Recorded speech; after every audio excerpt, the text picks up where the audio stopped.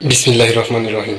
সূরা আল ইনফিতার, আয়াত সংখ্যা 19, সূরা সংখ্যা 82, পারা 30।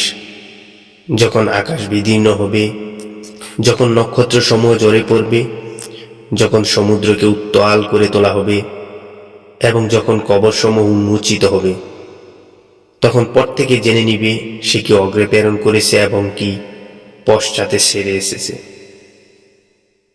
হে মানুষ, কিসে তোমাকে তোমার মহামহিম পালনকর্তার সম্পর্কে বিভ্রান্ত করল, যিনি তোমাকে সৃষ্টি করেছেন, অতঃপর তোমাকে সুবিন্যস্ত করেছেন এবং সুষম করেছেন, যিনি তোমাকে তার ইচ্ছামতো আকৃতিতে গঠন করেছেন। কখনো বিভ্রান্ত হয় না, বরং তোমরা দান প্রতিদানকে মিথ্যা মনে করো। অবশ্যই তোমাদের উপর তত্ত্বাবধায়ক নিযুক্ত আছে সম্মানিত আমল লেখকবিন্দু।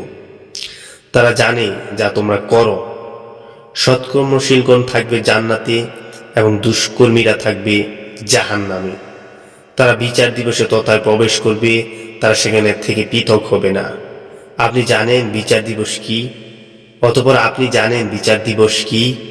সেদিন কেউ কারো কোনো উপকার করতে পারবে না এবং সেদিন সব কর্তৃত্ব হবে আল্লাহর।